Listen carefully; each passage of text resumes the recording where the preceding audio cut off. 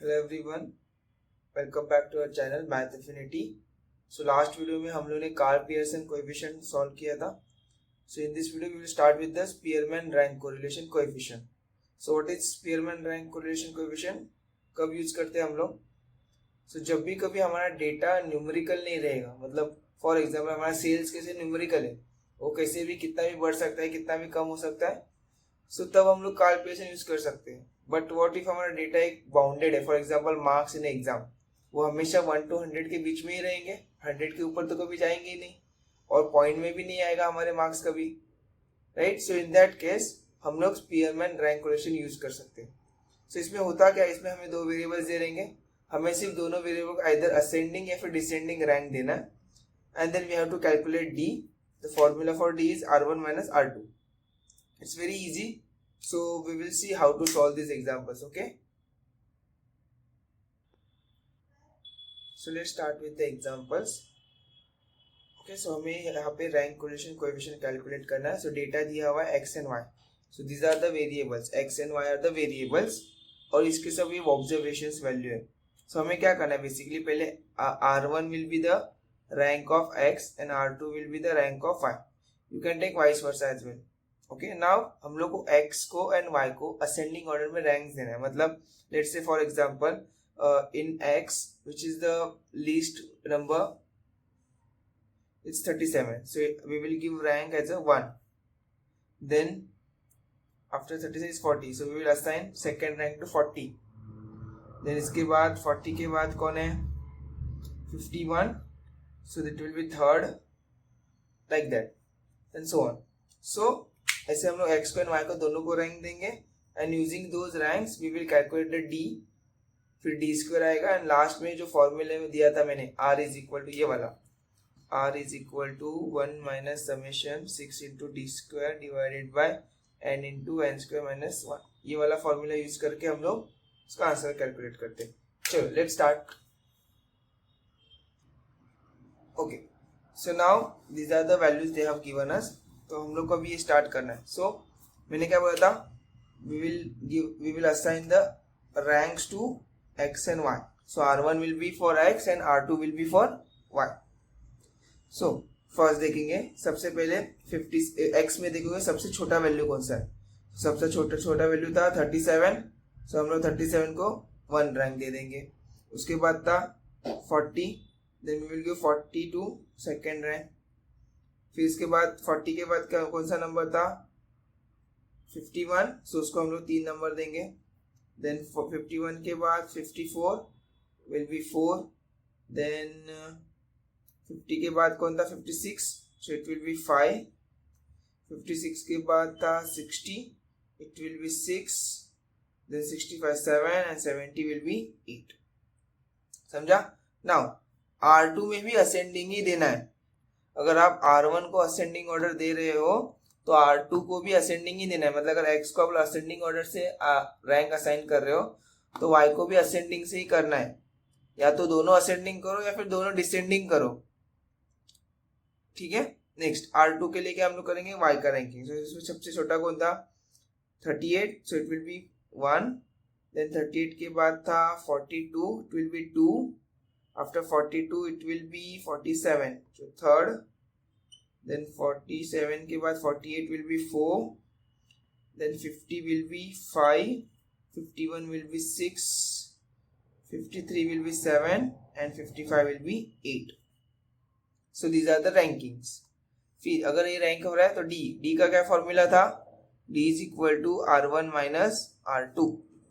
So R1 minus R2 करो, so 5 minus 5, so this is 5 minus 5 will be 0, 1 minus 2 will be minus 1, 7 minus 8 will be minus 1, 6 minus 4 will be what, 2, 4 minus 6 will be minus 2, then 3 minus 7 will be what, minus 4, 2 minus 1 1, and 8 minus 3 5.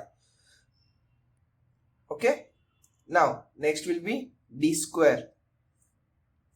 So what is D square, इसका square निकालो.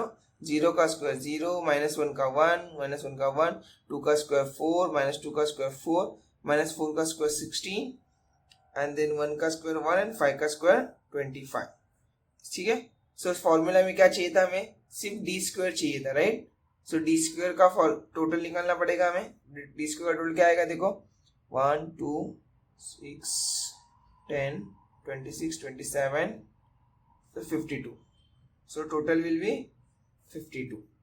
That's it. हमें सिर्फ एक ही चीज चाहिए, summation of D square हमें मिल गई है 52, और एक वैल्यू चाहिए n। What is n? The number of rows given. So कितना दिया, 1 2 3 4 8, सो 8। सो टोटल ये दो ही वैल्यू हमें चाहिए पूरा कैलकुलेशन के लिए। That's it. Okay, so now we will use the formula and solve it. So this is the formula for rank correlation coefficient. ठीक है, अब एक ध्यान रखना, ये जो डिवाइड है ये सिर्फ इतना ही डिवाइड है, 1 को डिवाइड नहीं करना है। Okay, that will be the wrong formula. So अभी इसमें ये वैल्यूज हमें मिल गए थे डेटा, राइट, टेबल से। इसमें पुट करेंगे फॉर्मूले में। सो it will be 1 minus 6 into summation of D square is 52 divided by n मेरा 8 है, डिवाइडेड बाय 8 का स्क्वायर माइनस 1। इसको सॉल्व करूंगा तो 1 माइनस 52 इंटू 6 कितना होता है, 312। Okay, divided by 8 into 64 minus 1, which is equal to 1 minus 312 divided by 8 into 63. So 8 into 63 कितना आता है, देखो कैलसी में, it is 504, which is equal to क्या आएगा, देखो आंसर फाइनल 1 माइनस, उसको डिवाइड करो कितना आता है, देखो डिवाइड करो। So it is 0.6190, which is equal to 0.3809। ये आंसर आएगा फाइनल। ठीक है, सो ये मेरा हो जाएगा Spearman rank correlation coefficient. Understood. So हम लोग और एक एग्जांपल सॉल्व करेंगे इस टाइप का। ठीक है, चलो एक दूसरा एग्जांपल स्टार्ट करते हैं हम लोग। सो नाउ यहाँ पे x एंड y का वैल्यू दिया हुआ है, तो same, so we will assign rank to both x and y. So r1 will be rank of x and r2 will be the rank of y. So again, x में सबसे छोटा कौन है, देखो 105, so it will be first rank. Second it is 107, which is second rank. Then 112 will be third. Then 115 will be fourth. Then 132 will be fifth. 148 will be sixth. 52 will be 7 and 60 का 8। Same easy होता। अभी R2 का y में सबसे छोटा कौन है, 110, तो इसको 1, 110 के बाद था 120, तो उसको सेकेंड रैंक देंगे। फिर 23 को थर्ड, फिर 27 को फोर्थ, देन 27 के बाद 35 को फिफ्थ, 38 को सिक्स्थ, 40 को 7, 42 को 8। ठीक है, दीज आर द रैंक। फिर d का वैल्यू निकालेंगे। d is what, r1 minus r2। So r1 minus 1 minus 2 will be -1, 3 minus 4 will be -1, 2 minus 5 will be -3, then 4 minus 3 will be 1, 8 minus 7 will be 1, 7 minus 8 will be -1, 6 minus 6 0 and 5 minus 1 4। Last में क्या बनता है column, d square, मतलब इसका square, -1 का square 1, वापस 1, -3 का square 9, फिर 1 का 9, फिर 1 का 9, -1 का 1, 0 का 0, 4 का 16। तो इसका टोटल निकालेंगे तो कितना आएगा, देखो, सो 1 2 3 4 5 14, तो क्या होगा, 30 आएगा आंसर टोटल, राइट। सो इसका टोटल है 30। So we got summation of D square is equal to 30 and N का वैल्यू कितना दिया, देखो 1 2 3 4 5 6 7 8। सो यहाँ पे भी एन का वैल्यू है 8। So this two data we required to solve the example मिल गया हमें, तो हम लोग अभी फॉर्मूला यूज करेंगे and we will solve it. So क्या फॉर्मूला था, r is equal to 1 minus 6 into summation of D square divided by n into N square minus 1, right. So अभी फॉर्मूले में डालेंगे 1 माइनस 6 इंटू डी स्क्वायर कितना आया था 30, डिवाइडेड बाय n का वैल्यू 8, फिर 8 स्क्वायर माइनस 1। इसको सॉल्व करेंगे, 1 माइनस 6 इंटू 30 कितना होता है 180, डिवाइडेड बाय 8 इंटू 63। ओके, इसको डिटेल में लिखते हैं थोड़ा। So 8 into 64 minus 1, which is equal to 1 minus 180 divided by 8 into 63, which is 1 minus 180 divided by 504. करो इसको सॉल्व. So 180 divided by 504 कितना होता है? It is 0.3571. और माइनस 1 करोगे तो कितना आएगा? 0.6429. ठीक है. So this is the final answer. So R, which is Spearman rank correlation coefficient. So ये कौन सा रिलेशन हो गया? ये पॉजिटिव रिलेशन हो गया.